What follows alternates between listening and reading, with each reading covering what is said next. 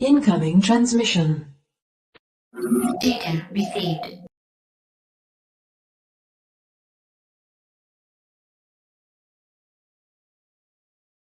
Love you. Hello, everyone. Welcome to Star Trek United. I am the Admiral, Caleb, son of Kolar, and my first officer, Katala, and my comms officer, Lieutenant Commander Xena, aka Vonda Marshall. And of course, we have with us Marky Mark, who is also our DC reviewer and part of the Blurds on the Cosmic Portal, First Lady of Fandom, and first, I guess, original Trekker or Trekkie, Miss Liz. And we have the squadron leader himself, Rob. Thank you for joining me. Our base commander, Jack, will be joining us as soon as he can get it. As soon as he can get a chance to. I know we started off late. I had some computer issues, so I wanted to apologize to everyone here, especially for those of you who are joining us, and of course, members on our panel. But tonight we are talking about, again, these 6 movies are my forte. I really enjoy these movies a lot, due to the fact that I'm an old school kind of guy. You know what I mean? I like my Trek a little bit from the first generation, so to speak. I never was a big Picard fan. Although season 3 of Picard was something that the fans needed to have. We needed to have that to restore our faith in some of the Trek that we've been getting. But we are talking about Star Trek 3. Coming off of Star Trek 2, our opening scene, of course, is in this kind of bluish tints before it goes into color of Kirk and Spock in the chamber. And I have to admit, I was a little bit weary about this whole thing because, Spock is gone. How is this movie going to go? I mean, I get it. Search for Spock. We're going to get Spock back somehow. Your thoughts leading up to this, and I am going to start with our First Lady of Fandom. And give me your thoughts on this, Miss Liz. Well, I definitely went and saw it at the movie theaters. I definitely was there for numerous screenings of it because our club had a table at the movie theaters for display and whatnot. So we were there for like 3 or 4 days. So I definitely got to see that movie a lot.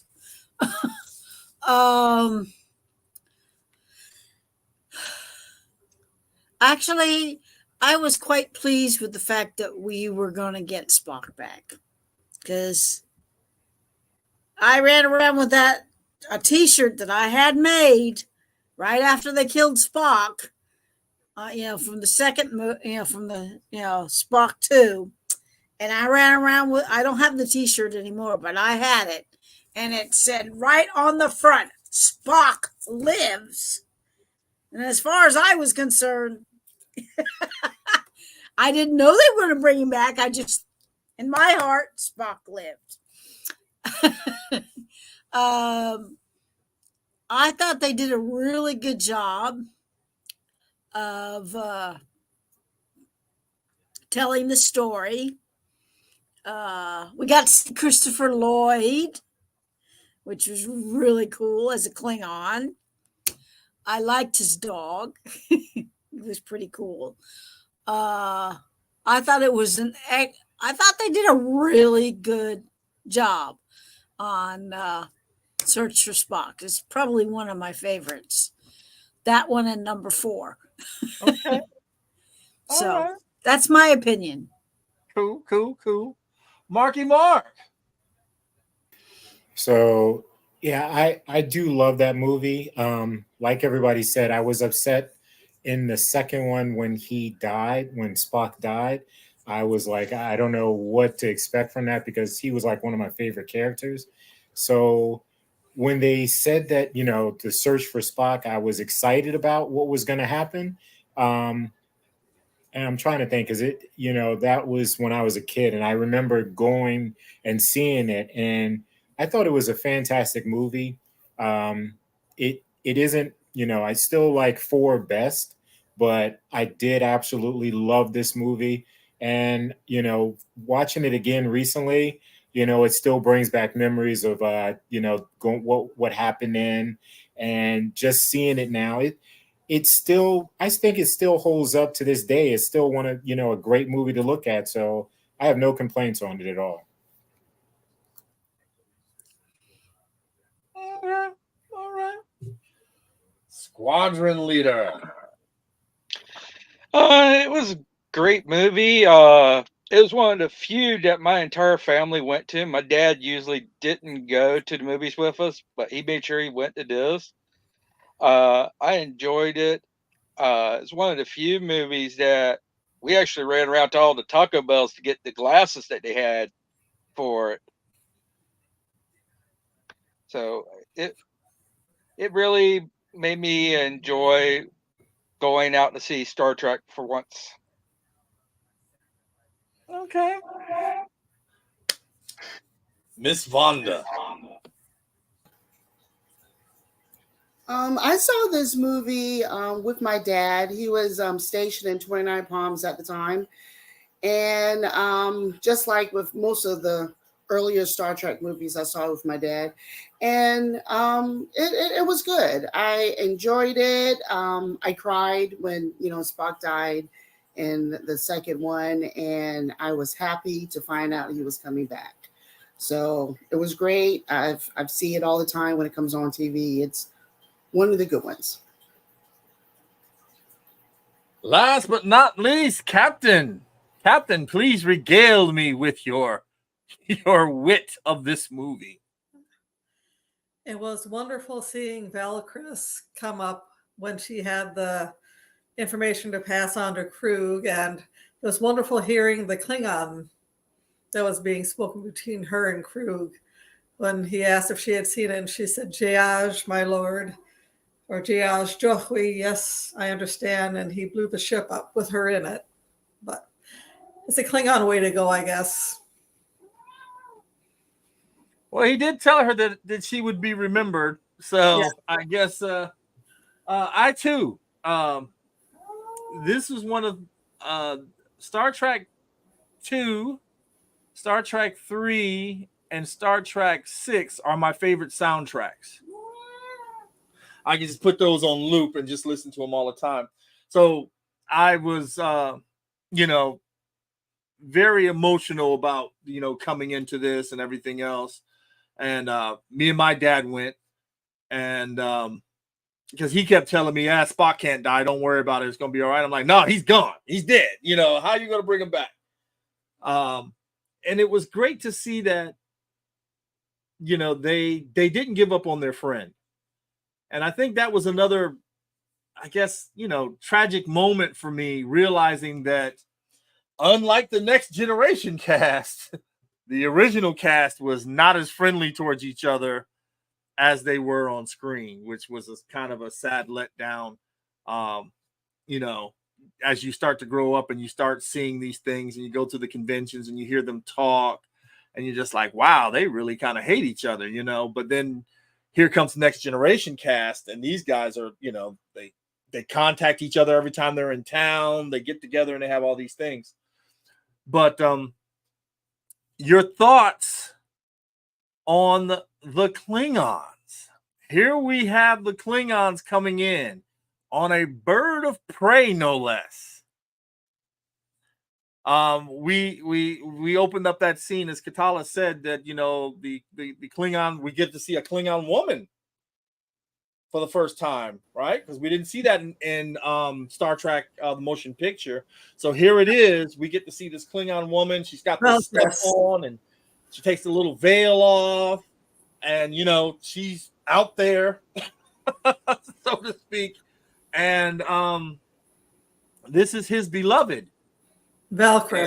he has no qualms about firing that torpedo. Hey, when am I going to get paid? You're getting ready to have your payment. And the torpedo launches off, and he stops in the turbo lift. Feed him, and the dog starts to growl. The guy's kind of looking scared at him. Your thoughts on seeing the Klingons for the first time, Vonda? I thought it was really interesting. I mean, going with that scene with his beloved, so to speak, and even though she was a female, she was just, okay, I understand, knowing that, he was going to destroy, her on the ship, and she was like, okay, I'm a Klingon, I shouldn't have looked. I did. And, I love you, but, that's it. And for her just to be like, I understand. And, and he's just, okay, bam, press the button. That's it. And that was like, wow, these Klingons are something. So it was really interesting to see that just relationship quickly of them two. Definitely a very different dynamic to what we're used to seeing. I think, like you said, I mean, it kind of took, I think it took everybody by surprise in that theater. We were just like, well, damn, if they can do that, they're as ruthless as we thought they always were. Rob, your thoughts on it? The Klingons. I enjoyed seeing the improvement in the prosthetics over the original ones in the motion picture, how far they came and how good they made them look. I also enjoyed how the bridge looked at the Bird of Prey. So it was really great.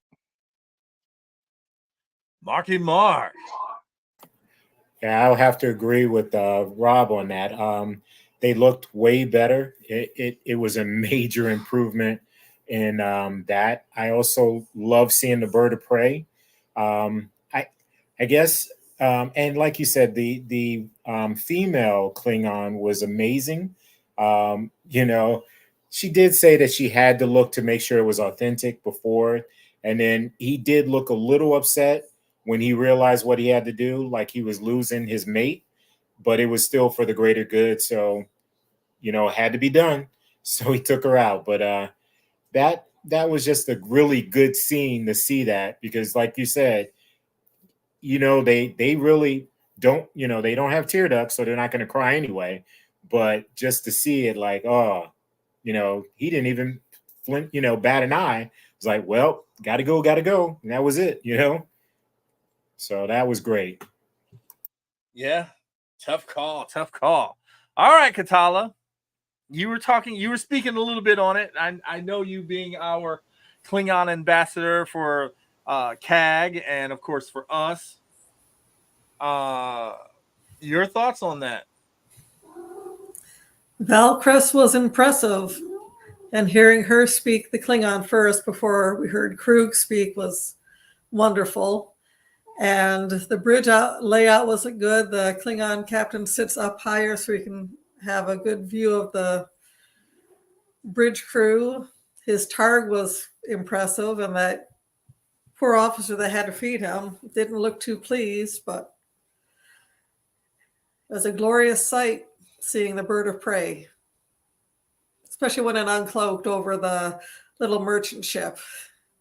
Yeah, but wasn't a targ? Targs are more pig-like. That was more. That's probably what they assumed the targ looked like. Targs are work pets, so that probably was what the people that came up with the idea of the targ thought it would look like. They're piggish, but they're doggish. I like the dogs on or the wolves on Star Trek 6.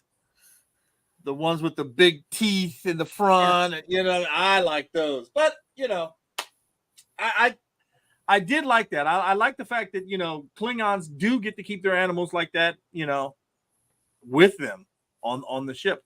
Miss Liz. I understand why he killed her, but I always wondered, why didn't he just transport her off the ship and then blow the ship up and save her? I mean, he was her mate. I mean, and she would have kept her mouth. She wouldn't have given it away or anything. And I actually love Christopher Lloyd as a Klingon. He was fabulous. And I do like his dog, even though, and I wonder what the officer has to give him to feed him, to have him look like that, like he was terrified of the fact that he had to feed this animal. But I always wondered. I mean, every time I watched it, I always wondered, why didn't he just transport her off the ship? I mean, Well, I think it wasn't necessary. It's necessary for the story to move on, because now you know how ruthless they are. If he's willing to do that to his mate, I still think he could have saved her.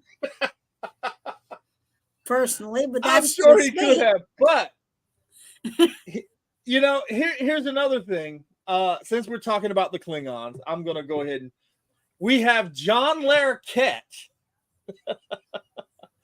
Mr. John Larroquette as Malt, and of course, in the Klingon dictionary that comes out, they say they've had a great respect and for everything, and they put in there, thank you, Malt, in the Klingon dictionary, because he's the one supposedly that helped with the Klingon language when you get the book. Because of course, being the fan that I was, I definitely rushed out, had to have it. You know what I mean?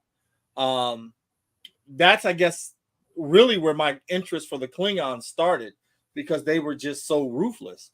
And then, of course, seeing the guy from Night Court play a Klingon just really, along with Doc Brown, really kind of got me into that, that whole mood. I want to know more about the Klingons. And then, of course, we had the FASTA system, the FASTA Star Trek role-playing system that came out, which switched over from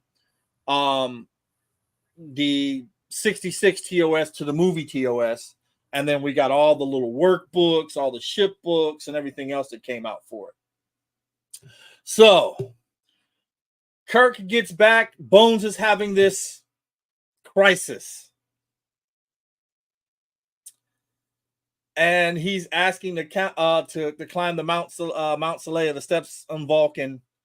And, they can't figure everything out. I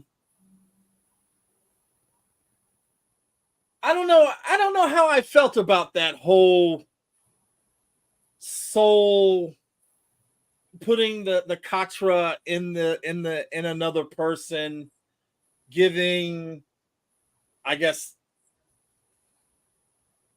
I don't know, elongevity to a character. You know what I mean? Yes, Katala. They found McCoy in Spock's chamber after it had been sealed. Yeah, in his quarters. Uh-huh. Yeah. So that's where it all started, when he was talking in Spock's voice and Kirk ran in and... Yeah. Remember, yeah. Chekhov is the one who said it, I sealed the quarters myself. Yeah. Yeah. And there he was. So my thing was, how do you feel about this whole, Vulcan mysticism is something that always kind of, I don't know. Is it the way to cheat? Is it the way to cheat death every time on a Star Trek episode? Sort of like the Data thing. If it ain't Data, it's going to be Will Wheaton, saving the crew because of their uniqueness. And I think Spock was kind of that go-to character for the original Trek cast. Your thoughts on the Vulcan mysticism, the katra, the sharing of a soul in a body. Marky Mark. I was gonna say. Yeah, I was gonna say. Now, was this the first time they ever mentioned that? Right. So they've never said that before, and then this was just something that all of a sudden came up in this movie. Where, well, in the second one, where he was like, "Remember." I had no idea what was going on, and yeah, they. When every time I think about this, the movie where they launched his body onto the planet, and then I don't get how it rejuvenated, I guess, or just because it was sent to the planet should not have made the body come back to life. But yeah, here we are. We have a body. Then they go to the planet. It has no soul in it. And I thought it was kind of cool because every time you saw Bones, you heard Spock, especially if, he's doing all this stuff. I love that, because I was like, he's still here. They could have just left it at that. But, to bring Spock back, I was a little, like, oh, this is their way of getting around. He's dead. It was okay, I guess. I can't say much about that scene. It was just what it was. So the planet was still forming when they shoot it off to the planet, right? Everything was forming. They so say he should have been on the inside of the planet. He shouldn't have been on the surface. Look, they say that the pod soft lands on the planet, and since he used proto matter or whatever else that he used that was unpredictable, somehow the Emperor came back. Somehow Spock rejuvenated, and this is how we get Spock back. I can move. Hold on. I got Star Trek did it first, but at least with Star Trek, it made a little bit more sense than it did in Star Wars. Yes. Okay? We have a planet. Okay, when you did it in Star Wars, that was ridiculous. I'm upset with that. That's not what should have happened in that movie. So if you're unfrozen again, I did not like it in Star Wars. Star Trek, I'll accept it more so than I would with, oh hey, the Emperor survived being thrown into the warp core or whatever. He survived that. Like, nah, he didn't survive that. So, but yeah, I can say yes. Let's go with what they did in Star Trek. I find that more plausible than what they did in Star Wars. So I'll give them that. Vonda, since I got you there, your thoughts on that? Well, I don't know how else they would have said that he would have came back. So I think it was just a way of, we got to come up with something to, bring him back into the movie because, for everything that I understood, the second one, that was it with him, with Spock's character. So, maybe they just sat around and say, hey, look, we're just going to do this to bring him back. So, going now, that's something that we all know. So it might have been, a little silly in 84 when the movie came out. Now it's just something that we just, he came back, and that's how he came back. And it's okay now, where then it might have been a little cliche-ish. I agree with that. But, I still think they did it better than Star Wars. Oh, yeah. They totally did it better than Star Wars. That whole thing, he's back. And I'm like, well, how? And please don't. I think now the studios, with this whole thing of what we're going to do is we're going to milk this. And for you to understand what went on, we're going to need you to buy this comic book, this novel, or, or put it in this TV show, and then you'll get the backstory there. I think that's a little crappy. I think that's kind of a little, kind of, you know what I mean? You're milking a cow. You're milking it to death especially when it comes to Star Wars. Yeah, Jack, absolutely. how's it going? What's happening? All right, so we started off talking about I know this is going to be a good subject for you, the Klingons, and their first appearance outside of the motion picture now we have these fully developed Klingons. Give me your thoughts on that. Well, Christopher Lloyd, most excellent actor. I don't care who you are. If you don't like him, you're a communist booger. He does a good job, and I think finally, with the Klingons kind of getting open a little bit, I think it was good. I kind of have a couple issues with how they portrayed him, but I won't go into that. But yeah, it was pretty good.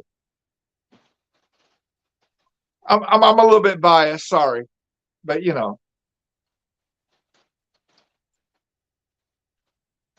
I was gonna say you and Katala.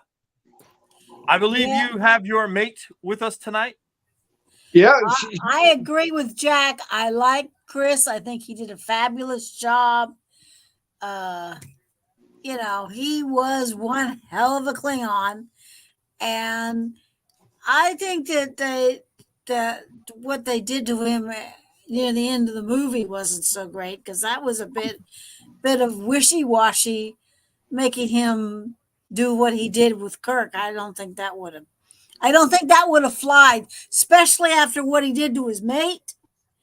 I don't think that really flies. As far as I'm concerned. We'll get to that part, and I'll tell you why it works, but we'll get to that part. I wanted to hear from Jack's mate. Well, she's not real comfortable yet with her face on here talking. She just wants she just wants to sit in. Yeah, and then later on, maybe she might want to, but for right now, she wants to kind of like observe. Lurk. Okay. Yeah, observe, lurk. So, Katala, your thoughts on Spock coming back? Yeah, that's where we're at. Well, it's possible if the planet was still being formed with the proto-matter and everything. It could be done, I guess. After all, they found the microbes off of the top of the torpedo tube that came from somebody's hands. So why not?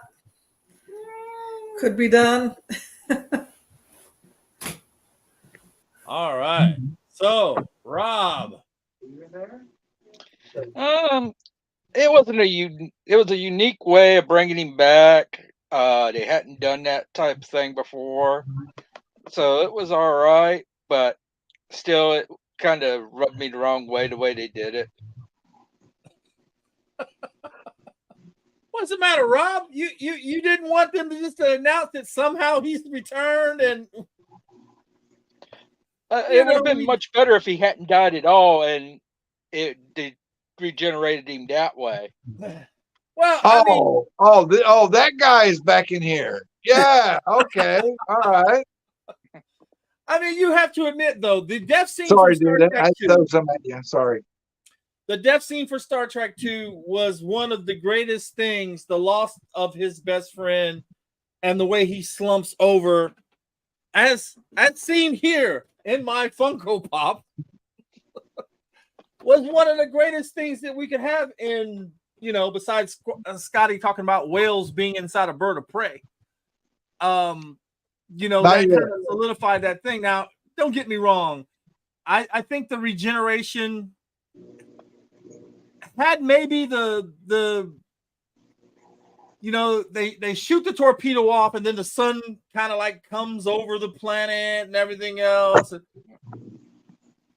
And like Vonda said, it's a little much, and now we can accept it kind of with no problem, especially, again, and I hate to keep beating that dead horse, but at least they didn't stop to say, hey, somehow he's returned, and leave us like that, and we just kind of like, what? You know what I mean? I thought it was... Realistically, his death wasn't going to fly. No. Right. I mean, Spock was too important in the whole thing. So you knew something had to be up right off the bat. You knew something had to be up. And not only that, but this is Leonard Nimoy's first Star Trek debut, right? This is the first one he gets to direct, and then he gets to direct Star Trek. Oh, you're killing my story, Admiral. Killing my story. Well, Jack, I tell you what, I'm going to let you take it from here. That way I don't kill much more of your story. Take it away. Oh, we live already? Yes, sir. We're on here. Oh, well, we are a Star Trek group, and we are fan group, and we are here to talk about Star Trek 3, In Search for Spock. So anyway, this is a 1984, I think, kind of old, directed by Spock. Amazing. And right off the bat, it's like, and I have been and always shall be your friend. And that to me was a very important part of this whole movie, because the friendship part is not like other Star Trek shows, because, they were kind of friends, kind of not, but they were friends, they were like blood brothers, if you will, and, and I have been and always shall be your friend. So, the casket is shot out the planet, Genesis, and, Genesis planet, if you will. So now we have Commander Krug, he's doing his thing. And then we have a bird of prey pops in, Christopher Lloyd. I mean, I just like him. I don't care what other movies he's been in. Christopher Lloyd is a good actor.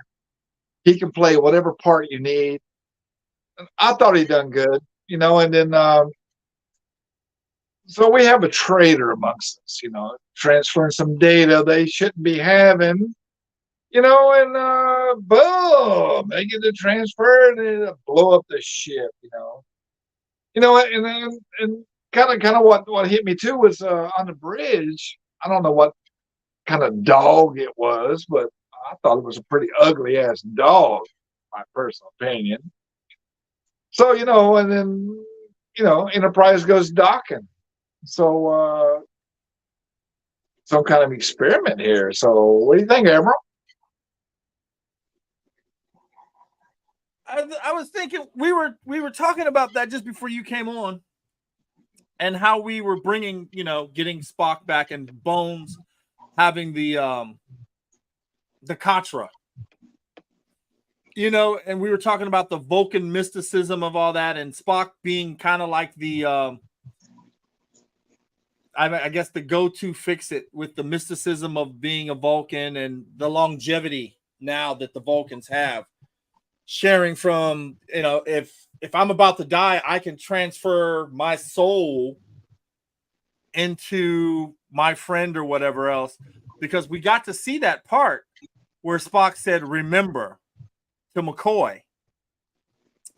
And to be honest with you, I thought he was just kind of like saying, hey, remember me, remember that, I did this to save the ship type thing. No clue that, he's transferring his soul into McCoy. I'm still not sure how I feel about the Vulcan mysticism part. I don't know.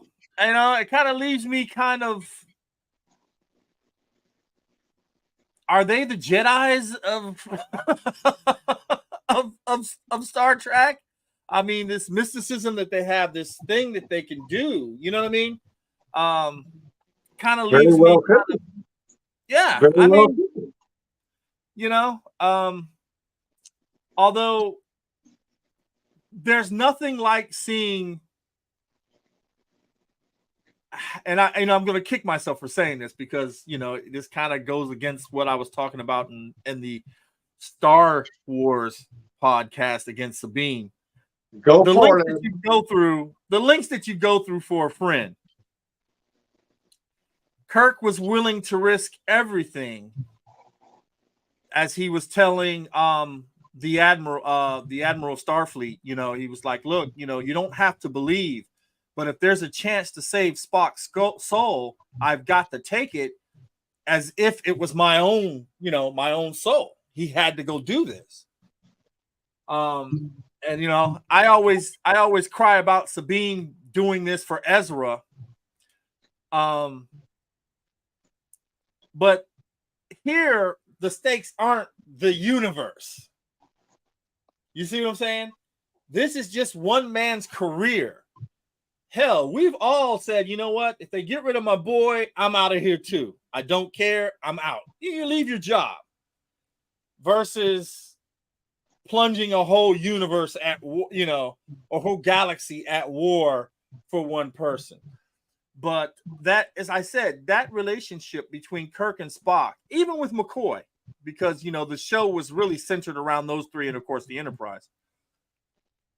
That was something special. That sets the tone, you know, beyond Han and Chewie, beyond, you know, whoever else you want to try to pair up as a couple. Those two are the epitome of best friends, a brother from another mother, whatever you want to say. Kirk and Spock are it. I agree. Definitely. Katala, what do you think? It's in a way like they've done a Rustai, a Klingon joining of houses, if you will, kind of bonding between Kirk and Spock.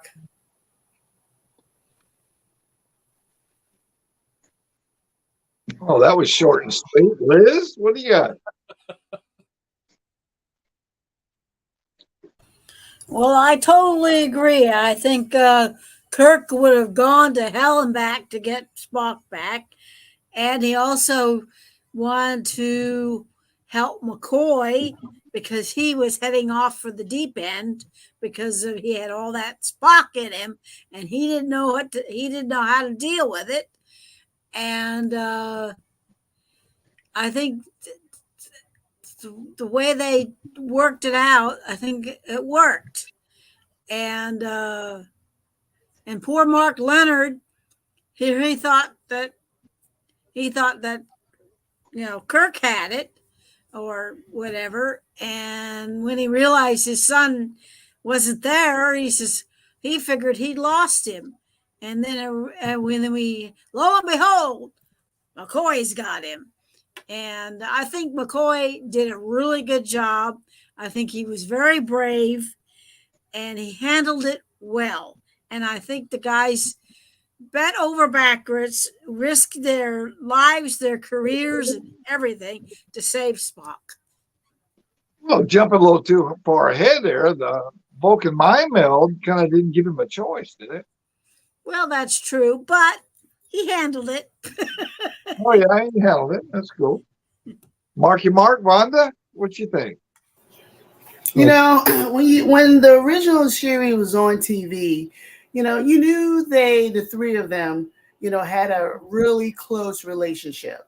But until you really saw the movies, then you really noticed the deep love that, you know, Spock and Kirk, you know, and McCoy, but really Spock and Kirk really had for each other. That I think they did an excellent job of showing that in the movies, a relationship that just go beyond friendship, so to speak. I have to agree because you know when you saw, especially in the second one, when they did the funeral and the way Kirk did the eulogy and, you know, saying of all the souls I've met, his was the most, and then you that pause human, and then even looking at Savak with the tears rolling down her face, how, you know, emotional that scene was. And then you know that all three of them, every one of those people on that crew would have done anything to risk their lives, their careers, everything for Spot. You know, my wife and I, when we were watching it, we were talking like, well, if Savak was there and you knew Bones had his soul, why didn't he just take Bones with him? Then they could have just gone and picked the body up and it would have been a totally different movie instead of the way they handled that scene. So he left knowing exactly what they were going to do and didn't even say anything to anybody else. That was a little weird, but you know, I still enjoyed the scene, and especially you did need to have Bones on the ship with them just so that you can get those interactions with the voice of Spock. So I definitely understand what they were doing. but it would have made more logical sense. He was there. They were all going to the planet. He could have taken them with him, and then they just pick up the body, and that would have been it, you know? So that's how I feel about that part. Well, mark your mark on that logical. I got some more things on logical later, but man, my glasses ain't good. So Rob. Bill? To Kirk, Is Spock that and your name, Buzz Bill? were family to him. They were brothers. The rest of the crew were family too, but Spock and Bones were his brothers, and he was going to do whatever it took to make sure that they were done right. Very good. Man, what's your name? Because I can't hardly read that. It's Robert. Robert. Okay. My bad. Because I'm old, man. My glasses ain't working. So, all right. So, kind of a great experiment here. They go with the space docks. Enterprise all bust up. And the Elixir, they're supposed to be up and coming modern ship. Spock's quarters get breached, and McCoy is like, that booger's possessed, man, help me, Jim, take me home, and Kirk is like, dude, you need help, so he tells him, Mount Saluga, in Vulcan. And then, Kirk, he gets well, we ain't doing no retrofit, so, Kirk's all pissed off and there's a Genesis blackout, no comms can't talk about Genesis, Genesis is a dirty word. But now the Klingons, they get the download of the info. They're looking at Genesis, and Christopher Lloyd, it's like, he don't like Genesis. He's kind of worried, I think, and it's an ultimate power for these guys, and then I don't know, it seems to me Lloyd would have been more in tune to wanting this, because he wanted it, but it was like once he got it, he seemed like a little worried about the power. It's like new hometown, new planet, and he was kind of worried. Admiral, what do you think? I when we were talking about that, I forgot about that scene when he sat there and he goes, "Speak." He goes, "Impressive. We can build planets." He goes, "Ah, yes, with the Federation flag flying high above, station." He was worried already. They again, this sets up how we feel about the Klingons, how they feel about the Federation. You know what I mean? That whole scene where he's asking them, he's like, ultimate power and everything else. He's like, impressive, the planets for our people. And he's, oh yes, your woman by your side, and then the breeze in the background, the flag of the Federation. Charming station. But he had a point though. Oh no, definitely. As a warrior race, this is a thing of ultimate power. You launch that baby on a populated planet, you're done. It gets to the planet, it's done. It's done its job. You've won. So, that's one of the things that, I guess in Cold War standards, I guess World War II, that's the race to the hydrogen bomb. This thing is going to change everything. They're not going to use it for colonization. They're going to use it to wipe us out. So I can see the Klingon point of view on that. I just found that whole banter between them and the way Christopher Lloyd played that Klingon. As a matter of fact, I was watching another podcast and it had JG on there, and he was rambling off the most popular Klingons. And unfortunately, Martok was not at the top, but Krug was. Krug was the number one popular Klingon. which No, that's a bogus poll. That is a bogus poll. I'd have to say so. I mean, You know it is. You know it is. I mean, look, I mean, Martok has always been a great Klingon to me. Him and Chang. I love those two as my favorite Klingons because Chang was just the man. You know, who else could recite, you know, Shakespeare as he's in the middle of the battle? You know what I mean? That was just epic. But I think, like you said, that was the whole exchange was so in your face. You know what I mean? It grabbed you. It kept you really interested as everything was going on. And then, of course, like you said, Kirk goes to the Admiralty. Hey, give me back the Enterprise. I can do this. No, it's a forbidden subject. And we get to see Federation security for the first time. You know, because they're in that bar and a guy goes, Federation security, pulls out his little card. It pops up and then it pops back down. And then Bones is trying to give him the little neck pinch. Star Trek 3 is an underrated, great movie, definitely, with those little scenes of ad libs and, well, I wouldn't say ad libs, but those little scenes. Actually, there was a whole lot going on this one particular movie that most people don't realize. There's a whole lot going on. Definitely. Katala, what do you think? The bar scene was interesting. McCoy went in and was looking, and they sat down, and then the feathered kind of alien came over and was telling him he had a ship, and things got a little noisy when Bones was talking about Genesis. That's when the security guy came in, and they wound up taking McCoy off to the funny farm, as they put it. But the Klingons could have used that if they had gotten a hold of Genesis. They could have used it. It might not have worked out how they liked, but the Enterprise was pretty tore up. So that's a whole interesting scene to see the whole thing going around between everybody. Liz, what do you think?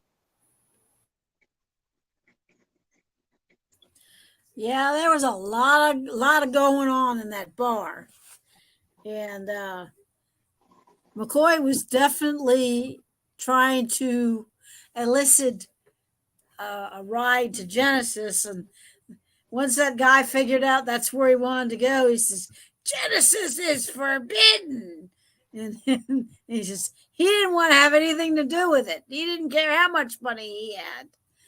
And then, of course, security wanted to keep it quiet, and he's trying to get McCoy to, tone him down a bit. And he was having none of it, and they carted him off to the funny farm.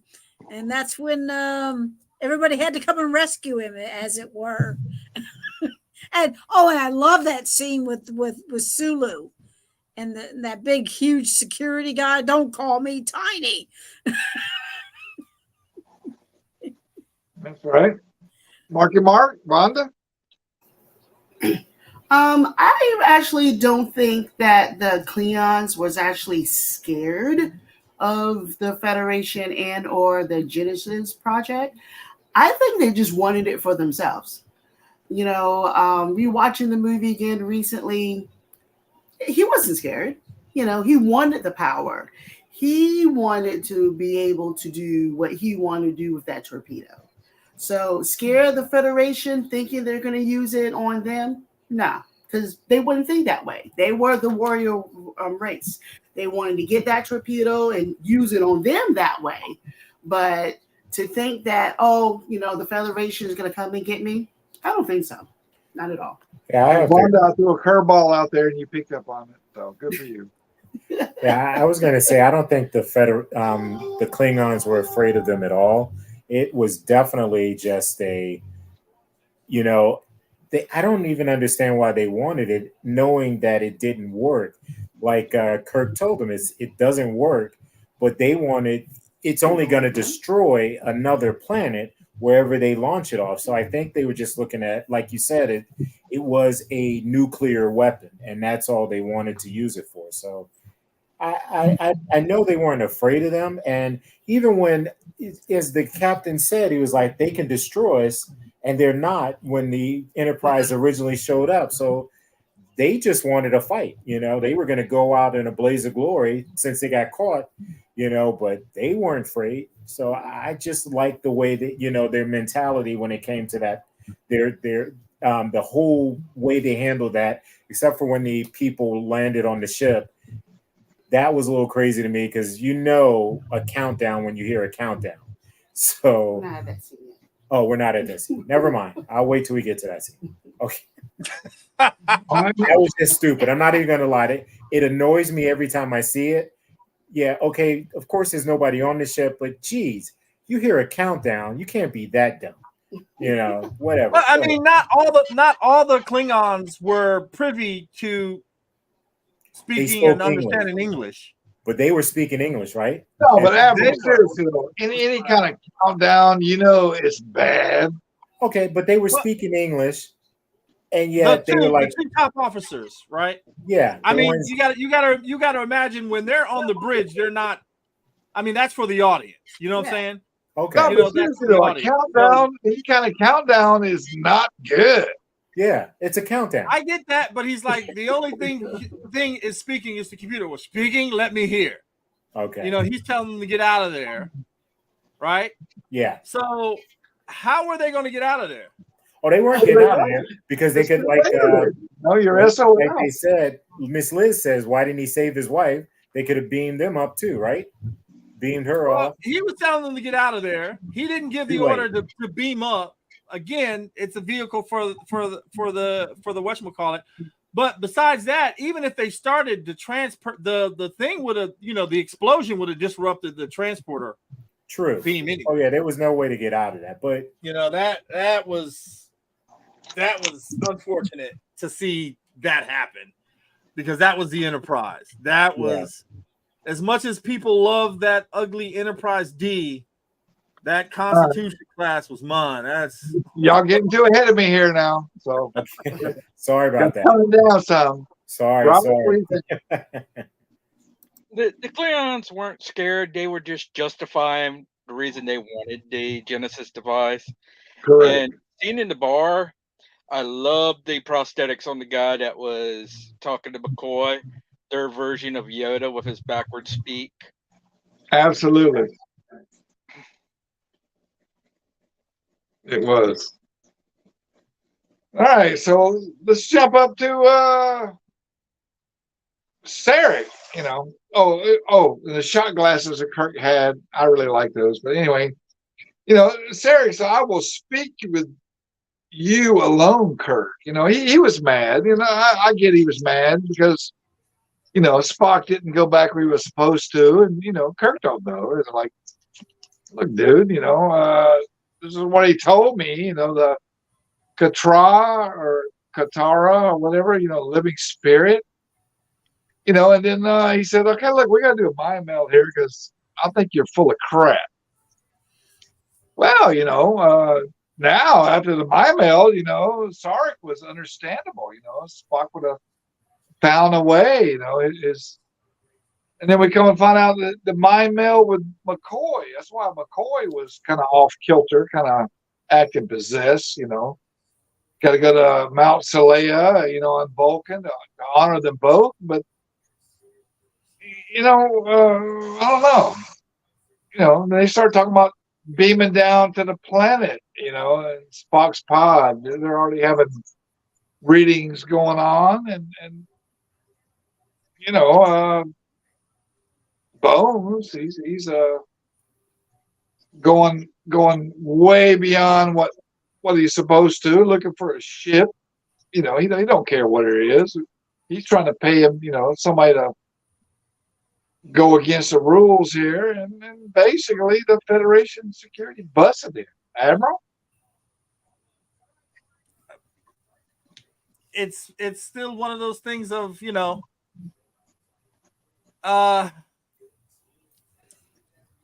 the Kobayashi Maru has set sail for the promised land. It's time to bust them out. It's the great escape. You know, we're gonna bust our friend out of jail. We're gonna steal a starship, and we're gonna get Spock back, no matter the cost.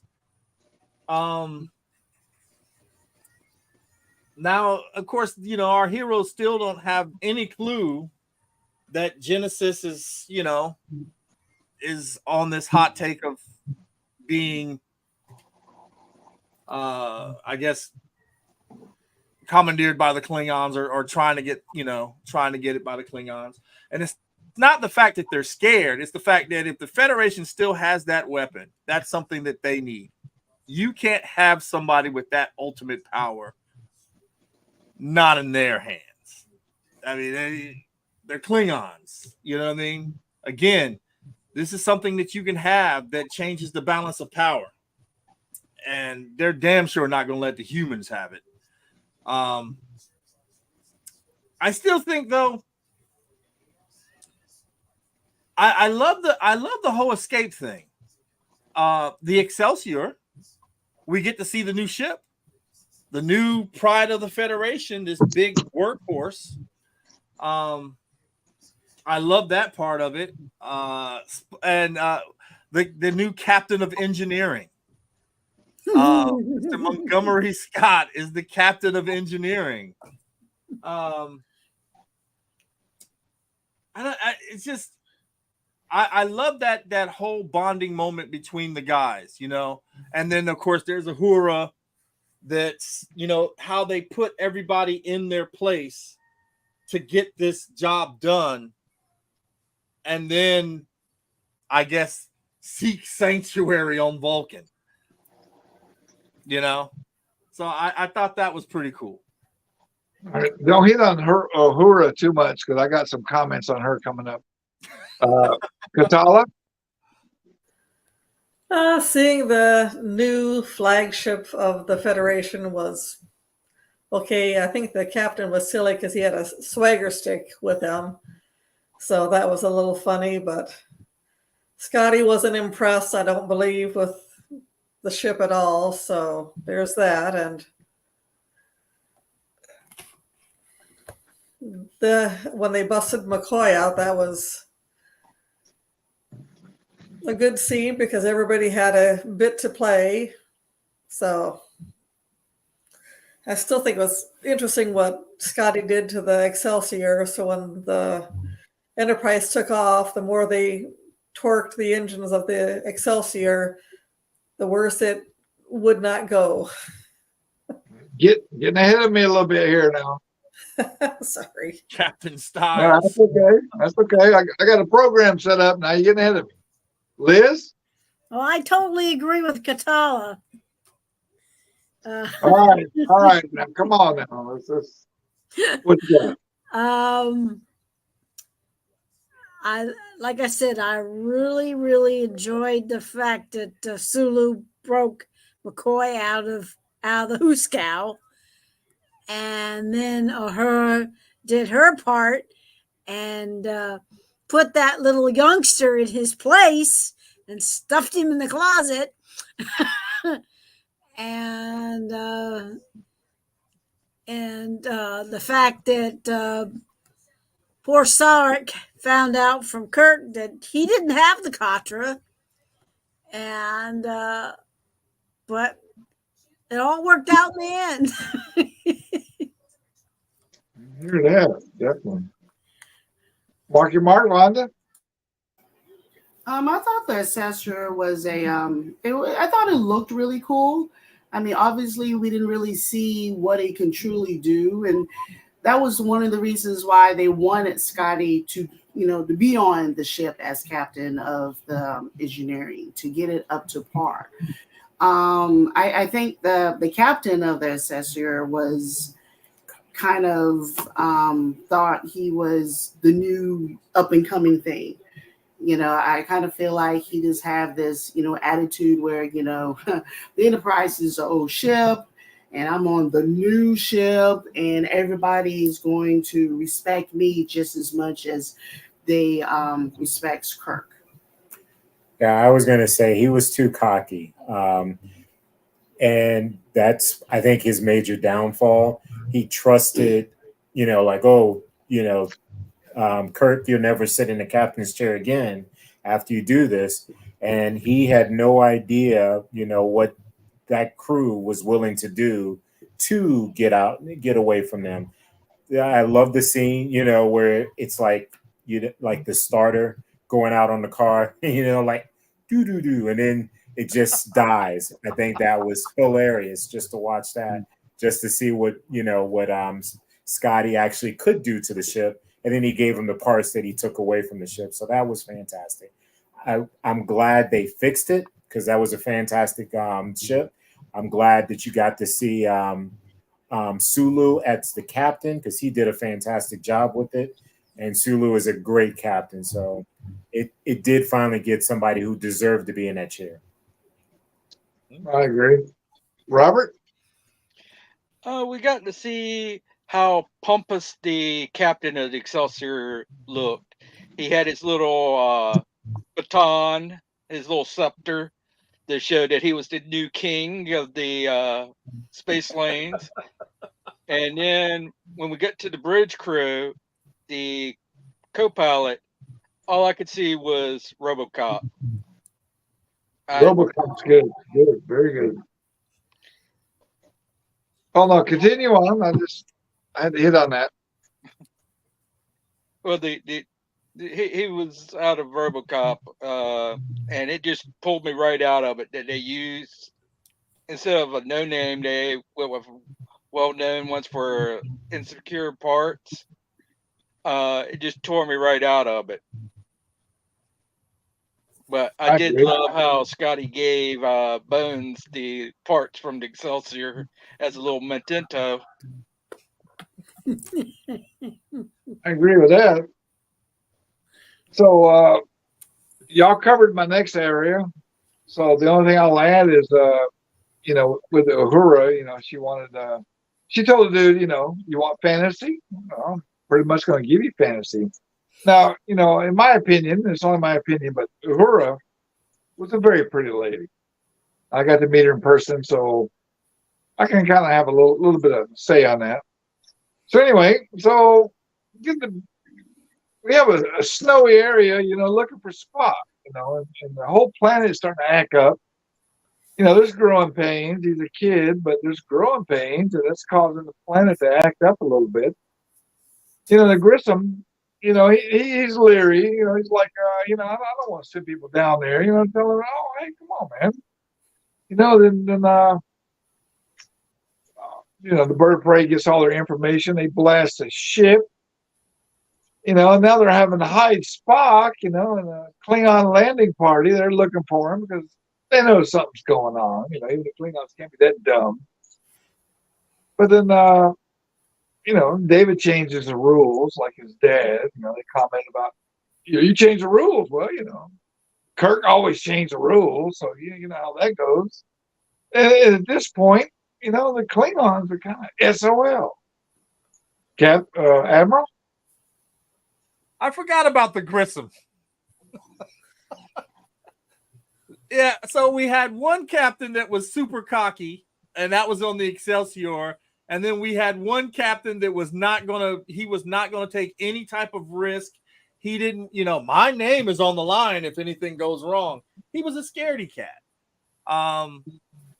And of course, unfortunately, their crew paid the price. The Grissom could never do anything against a bird of prey anyway. It was a little science vessel. But I like David and the whole thing with Savick. Supposedly, Savick and David had a thing together. They already had a thing. Yeah. And she had told him, on the planet's surface that, like your father, you too changed the rules. And now because of that, how many have died and how many yet to come? Because of his actions. So I thought that was interesting. You know what I mean? Here again, we have this Romulan Vulcan Hybrid. giving us, I guess, a lesson in, I guess, breaking the rules to the point of making everybody else expendable. And it's going to cost. It's not going to just cost him, but it's going to cost, everyone else around him and the galaxy at large because of what he did.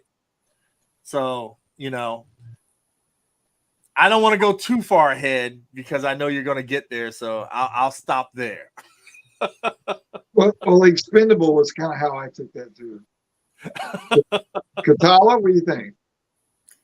Well, it was interesting when the gunner on the Klingon ship was told to aim for the engines, and he blew the Grissom clear out of the sky, and he in turn was blown out of his chair by Krug. So that was an interesting scene on the Klingon ship.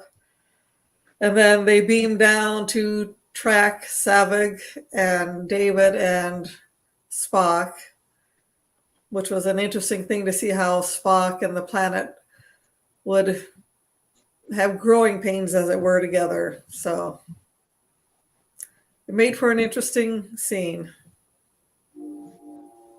I agree. It was definitely. Liz? Yeah, I had forgotten about Christopher Lloyd killing the gunner because he had blown up Grissom's ship. He was just trying to get him to, cripple it. He paid for it with his life. And then, yes, it was interesting to see how Spock was tied with the planet and whatnot. And Sarek, she had a very good point with David that he, like your father, you broke the rules, and now, like you said, they're going to pay for it, and it just. I was wondering how, when you were first watching that movie, you were going, okay, how are they going to get themselves out of this mess? Because the ship had been blown up. They were on a planet that was dying by the minute. And how they were going to get their butts off there and save themselves. But I suppose it made for good drama. Good drama is always good to keep things active. Vonda, Mark. I thought the scene when Christopher Lloyd gets on the planet and that little snake thing, worm thing wrapped around him, and he got to show his strength by just and just throw it down. Yeah, I'm superior to that, which obviously he would be. I thought that was interesting, and actually seeing the Enterprise, in the horizon, going down, it was kind of sexy. Bittersweet. Yes. Yeah, I have to agree. Christopher Lloyd, he was a great Klingon, all in all. When you think about how he handled every scene, he was no nonsense as a captain. He was a military man. He was a strong warrior with the scene, where he did not take anything. He didn't let anybody help him out. He just crushed it in his own hands. And when you look at when Kirk finally does get to the planet, and he just lifts him up, over his head, up against the thing, he wasn't messing around. Especially, I'll wait for the other scene, but I guess that just showing how strong of a character he was. He was fantastic as a Klingon. I guess we were looking at, I wasn't quite sure why David was there to begin with. He wasn't really needed because he already screwed up whatever he did anyway. They were just talking to him. He could have did that remotely from anywhere. He didn't have to be anywhere near that planet. And I've always felt really bad about him dying, just because that was Kirk's only son, and for me that part was very disappointing when I saw that. So, and I keep thinking, he has no other children to pass on his legacy, so that's kind of sad. Well, he created this, right or wrong, good or bad. He created it, so he should have been the one to beam down because look here, man. You created that mess, good or bad, so you got to deal with it. That's kind of how I thought. And him being his only son, well, that's automatic drama. So Robert, what do you think? This is one of my favorite scenes. Watching the Klingons sneak up on the Grissom and blow it out of the sky, and then for him to instantly shoot him because he blew it out of the sky and not crippled it. And then we get the whole talk of how everything's messed up on the planet and get the background into what's really going on. This kind of brought the movie to its climax right here, getting everything set up.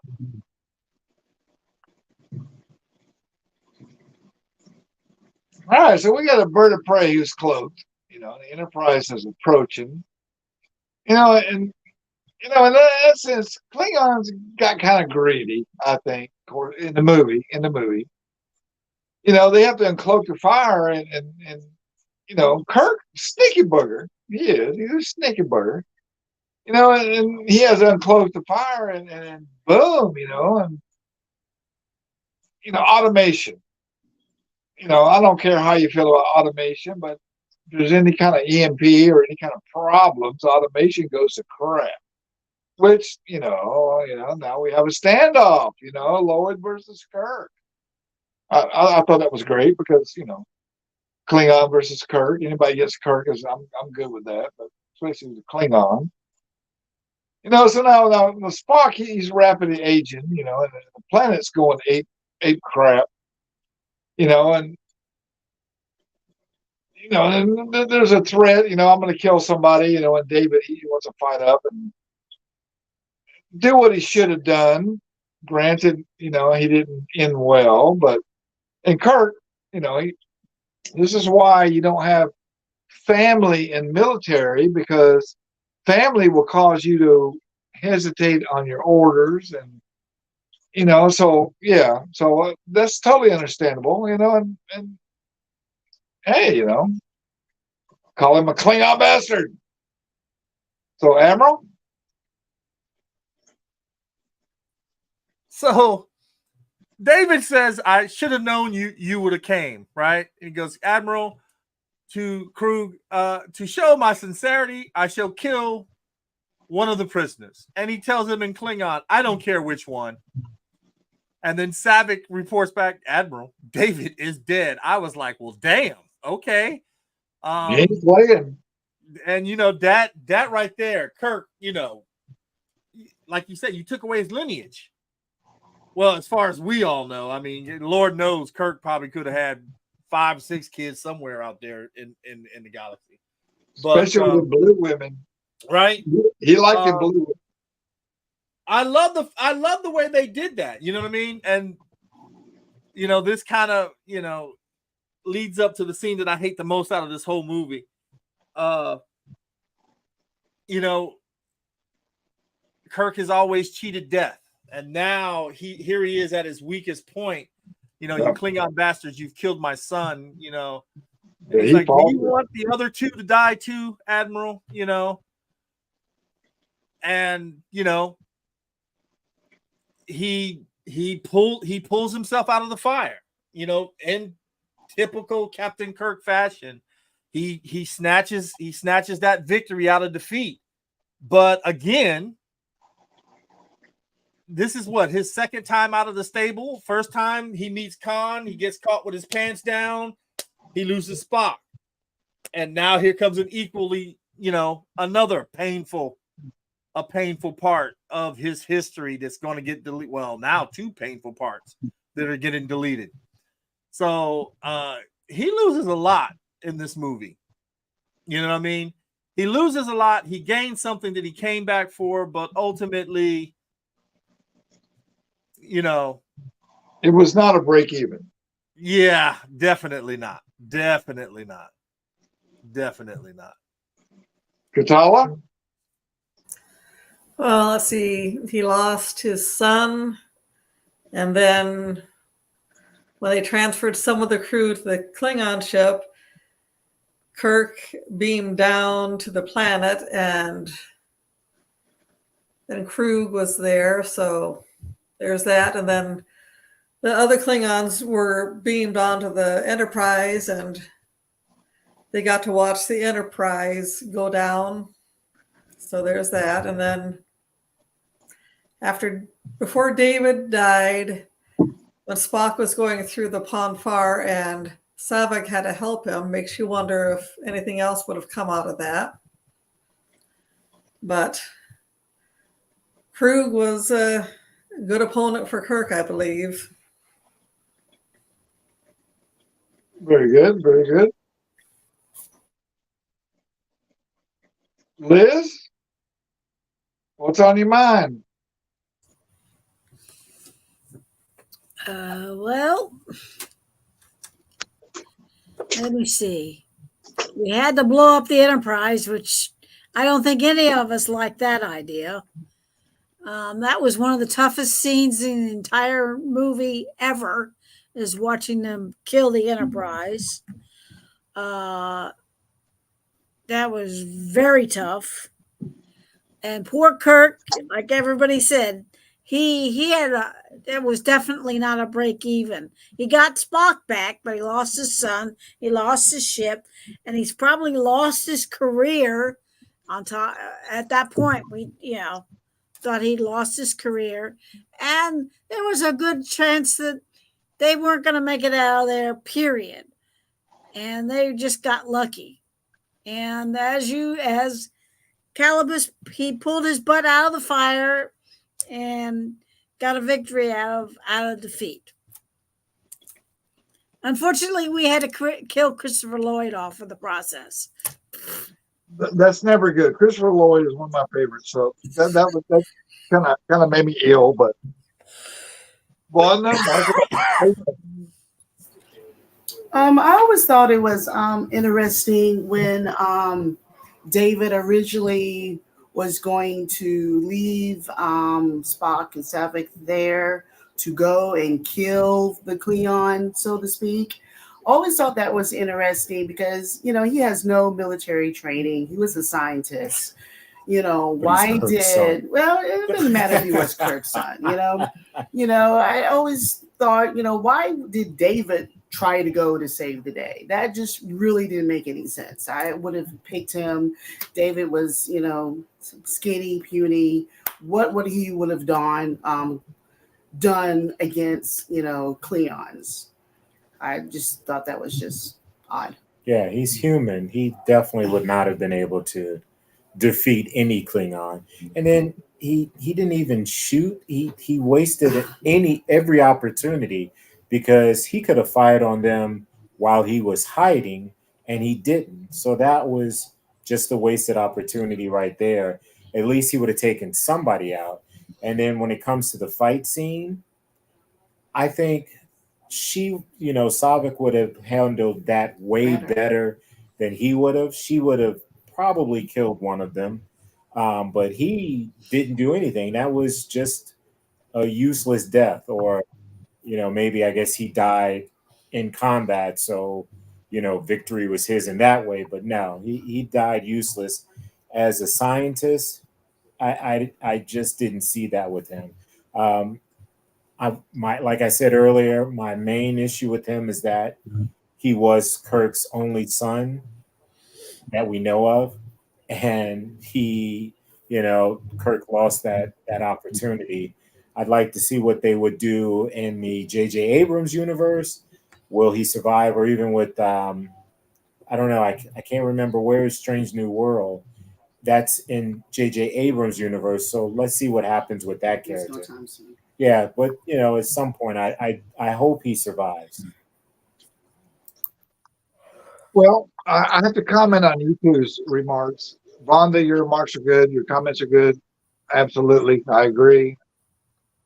Marky Mark, I think your comments won the internet today because you hit everything. And I agree with all of it. So anyway, I had to throw that out there. May not get no points, but that's my honest opinion. Robert, throw something at me. Well, I remember this part when I was in the movie theater. The whole movie, everybody was quiet through the entire movie. Nobody was talking. When it got to where the countdown was, you knew the ship was going to blow up. You heard people start murmuring, "No, no, it can't." And then you see David, and you see Kirk seeing him dead on the ground, and he shoots the Klingon. And then you see the Enterprise coming through the atmosphere, and he goes, "My God, what have I done?" And you could just hear everybody in the theater gasp when it showed the Enterprise coming through the atmosphere because everybody knew it was gone. I have never experienced that in any other movie than this movie here. Actually, that's a very good point because I don't recall Enterprise ever get blown up either. So we got chaos and the transporter. We got the struck mode going on here. It was like, yeah, that was messed up. I didn't like none of that, but planet's getting unstable. Things are happening. They're beaming down here. And it's just his ages is causing the planet to be chaos. Kirk again. He's a sneaky bugger. They want to beam to the Klingon ship, and Lloyd left Lloyd and Kirk to fight, which that kind of made me ill when Lloyd died because I think he's a better actor than Kirk, in my opinion. That's only my opinion, but I'm biased, but because I met Kirk in real life, and I won't say nothing else. But anyway, Kirk beaming up is like, come on, man. It's like, take me to Vulcan. Admiral, what do you think? I love the fight scene, because he's like, you should beam the Vulcan up too. No, why? Because you wish it. That's Klingon, though. That's a Klingon. He's like, give me Genesis. He's like, you little fool, look around you. Genesis, it's exploding around you. And what does the Klingon say? Exhilarating, isn't it? This is what you get. This is the epitome of being a Klingon. We thrive in a hardship. We want that, that fight, that if we don't help each other, we'll die. Then that's the way it should be. Again, that's being a Klingon. At the end, you got Kirk kicking Krug in the face. I have had enough of you. And Krug goes off, and I was like, well, damn. But Kirk learns a little Klingon, and they think that, it's Krug getting, because you don't think the humans know Klingon. And there Kirk is, beams himself aboard. And now the Federation has a bird of prey. I thought that was one of the most, one of my most favorite things until Star Trek 6 came along. That we're not quite Star Trek 6 yet, Admiral. I know, but I'm just saying that Klingon interaction was just perfect. I love that. It set the tone for Next Generation, for Klingons and Next Generation and everything else from that point on. And then, of course, DS9 continues it. So it was great. But capturing the bird of prey, Admiral, come on, man. That was BS. Come on, man. What? You've got Sulu and you've got Scotty. reading Klingon is hard, but they figured it out. You see, remember they were this no, this, That no, was kind this. of, that kind of hurt. Look, when your life is on the line, I think you can do a lot of amazing things. True. You know, the planet was breaking up. They're about to get, squashed, or, the planet's going to explode around them. They need to get the hell out of here. You know? Yeah, but it was cheesy though. Capturing a bird of prey. Come on, man. I mean, I think you're a little biased, sir. I think I am biased. that Klingon flag behind you.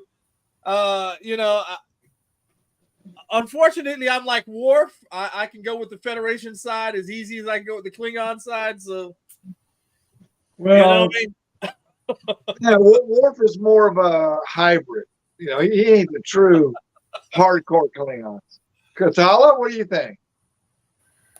They got the Klingon bird of prey only because the Klingon crew got killed when the Enterprise blew up, and the one Not all of them. Now, remember, not all of them. Not all of them. The one that was left on the ship was surprised that he wasn't killed. But you promised you'd kill me. Well, going in the brig, and that was not a happy Klingon there. And figuring out which button to push to get the bird of prey was a little amusing, because Scotty was the one that said, well, it's this one or nothing. And then they were able to figure out how to fly the bird of prey, which would have been something to see.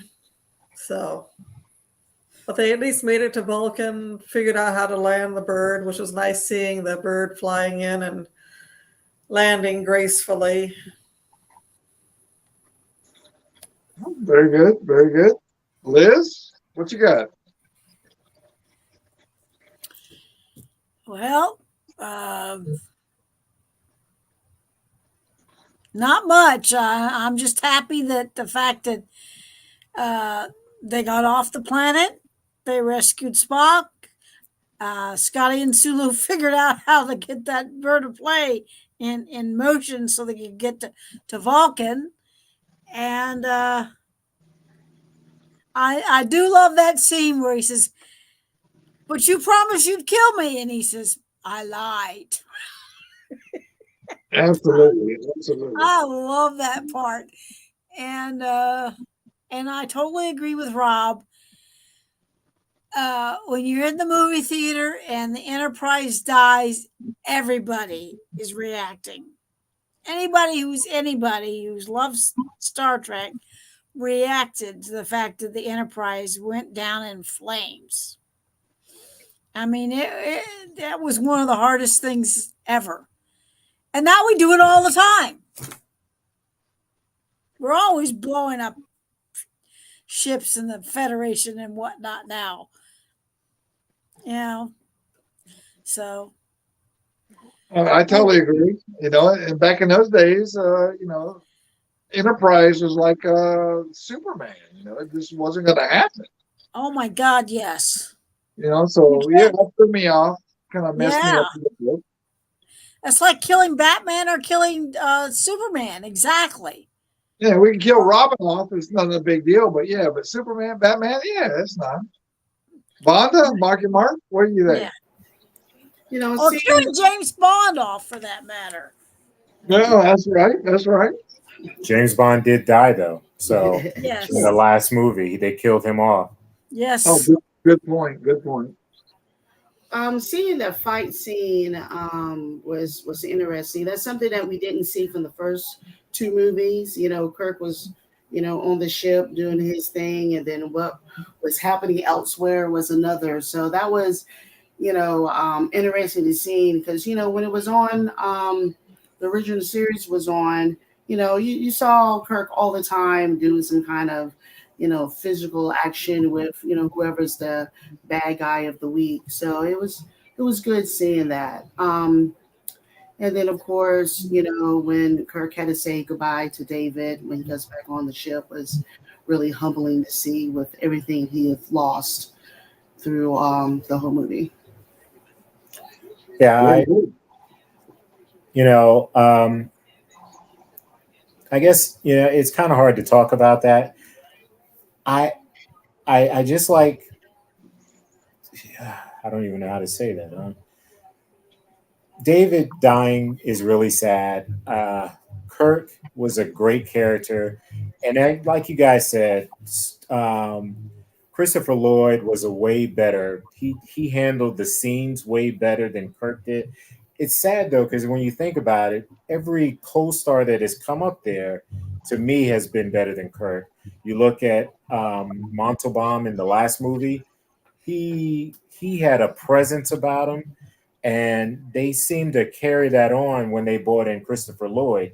He has a presence about him that Kirk just doesn't, he doesn't come up to their levels.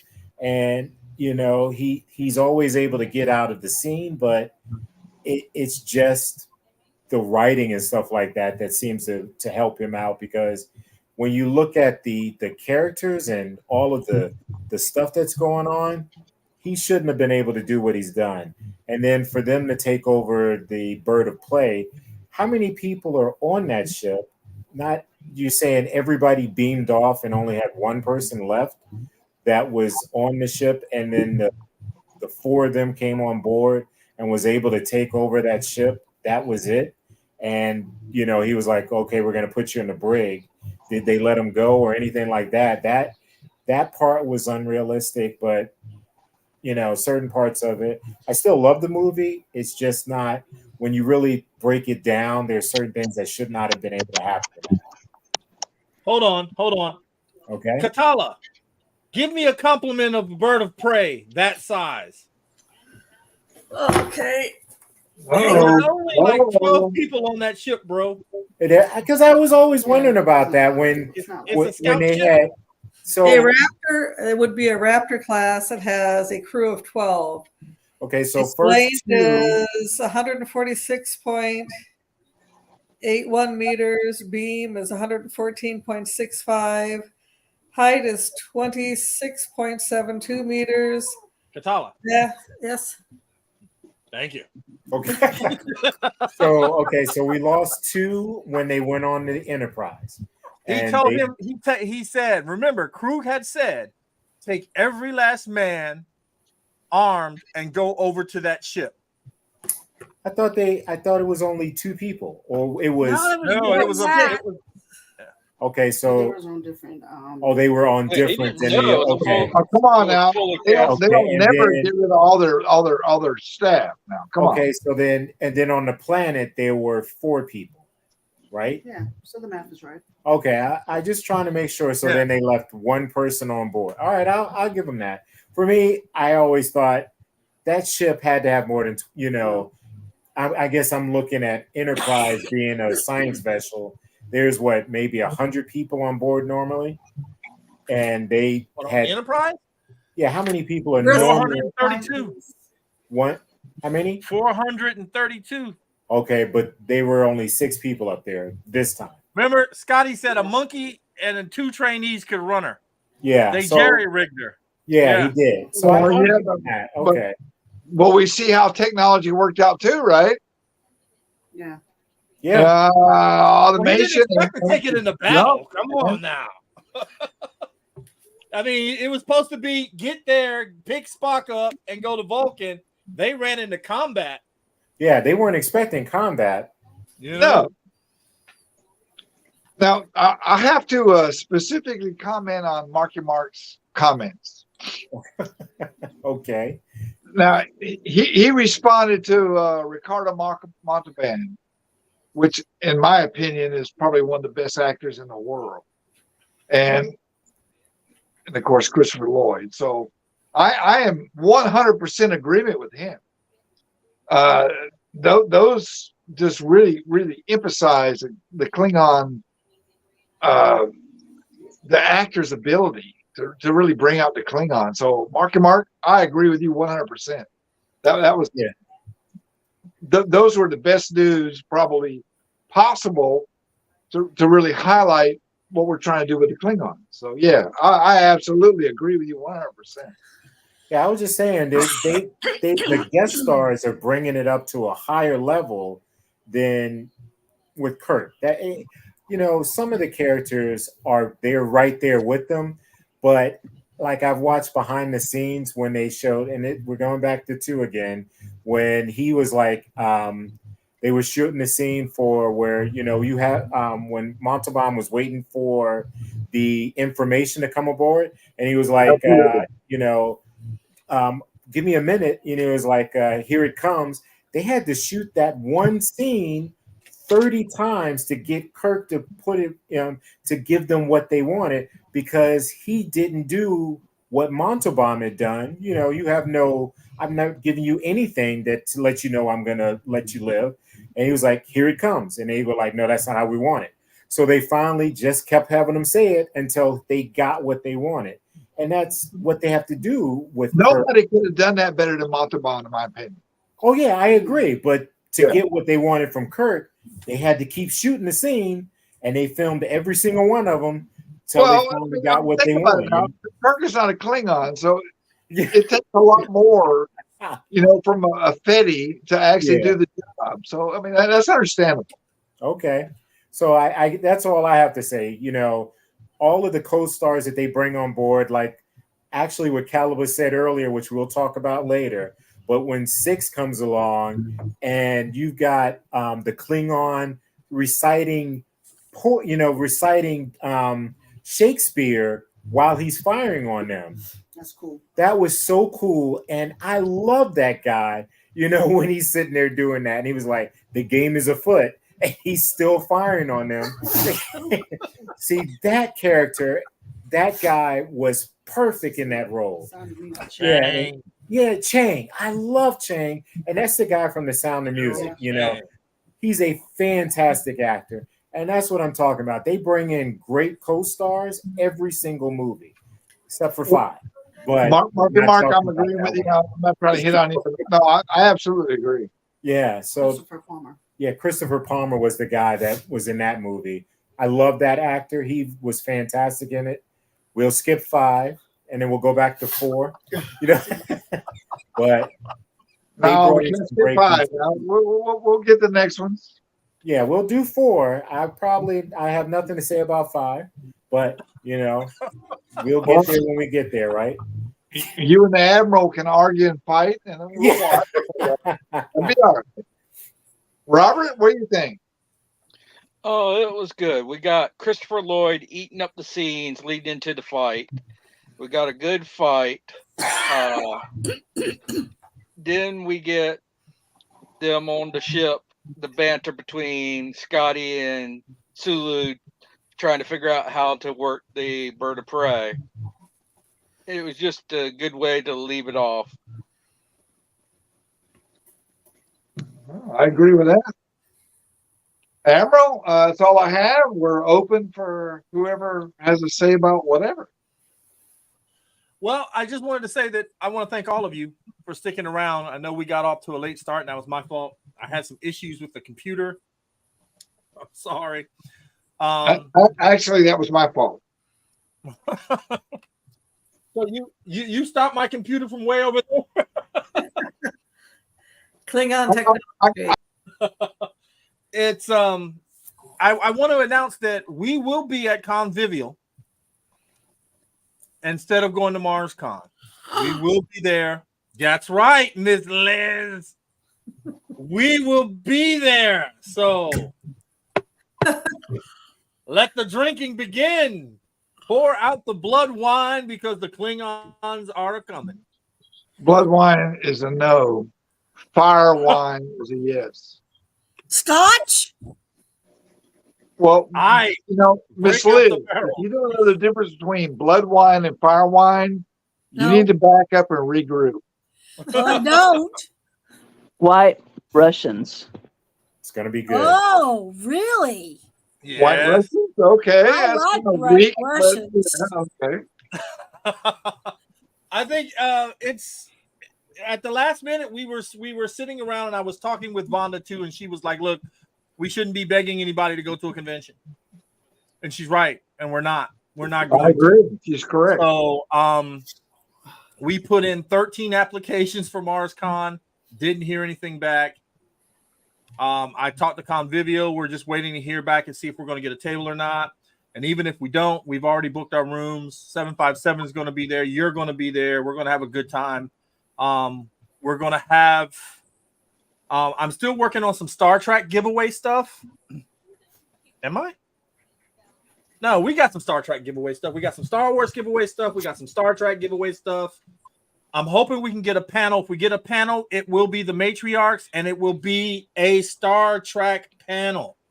Well, do you want me to bring the wine? I mean, the rum and the scotch? Of course I do. Because if we had been going to MarsCon, I would definitely have been bringing it because of Jack's party. But I haven't heard anything from Jack. So look, we're still going to be partying. So bring it. It's going to be. It's our coming out party. I've never met you, but I like you already. I think we're going to have a wonderful time, guys. I hope to see most of you viewers out there. Come join us. Come stop by. We will be doing live broadcasts there. No videos on the apple if he's drinking too much. Look, I'm telling you, we're gonna be in. I've got a little treat that I'm going to sachet out on in. I think it'll surprise everyone. I've been working hard on it, and I finally got just about everything ready for it. So we'll see that. And I do plan on, especially if we get a panel, I do plan on putting the forehead on. So all right. We're excited about that part. A Klingon with a smooth forehead is not good. You will lose credibility. Okay? It was the virus. It was the virus. Well, I'm telling you, a Klingon with a smooth forehead, I'm going to have to question your. That's an insult. That's a parentage insult. He couldn't wear it. He was breaking out. We can put some grass up there or something, but it's not be a smooth forehead. Okay, look, don't worry. He just couldn't wear it. I've got three. I've got some duct tape. Okay, we'll fix him up. We'll fix him up. All right. We're gonna do something. But Convivial this January, I believe it's the 12th to the 14th. Yeah. We will be there, and we're going to be partying hard. So you guys come by, stop by, come join us. Again, we're going to be doing live. Does that mean Joe and Larry are coming to Convivial too? The whole gang's coming, Miss Liz. Your whole family. Oh, really? So we're all going to Convivial instead of MarsCon, huh? Yes, we all are. So I'm the first one to jump ship and went that way. Yep, and we all followed suit. So what's the deal here? We're gonna blame Liz, right? Yeah. It's all her fault. Okay. Sounds good to me. Well, when Butch put the call out, I followed because where Butch goes, I will go because I know that man, and he's always stood up for us for years. Yeah. Well, I don't know him, but we're gonna blame you. How's that? Huh? I don't know him, but I'm gonna blame you. How's that? Okay, if you want to blame me, go ahead. All right, guys. I want to thank everyone for joining us and sticking with us this long. We're going to be out, and we will see you in 2 weeks to discuss. Well, on a Thursday, right? Yes. The other Thursday. Sorry, that was my bad today. I couldn't be here tomorrow. So that's right. That's fine. We'll be back, and we'll be talking about Star Trek 4. I'll try to break out my bird of prey with Scotty's voice. We'll be talking about some whales. There'll be whales here, Captain. All right, guys. Have a good one. Good night. Please subscribe and hit that notification bell, and thanks.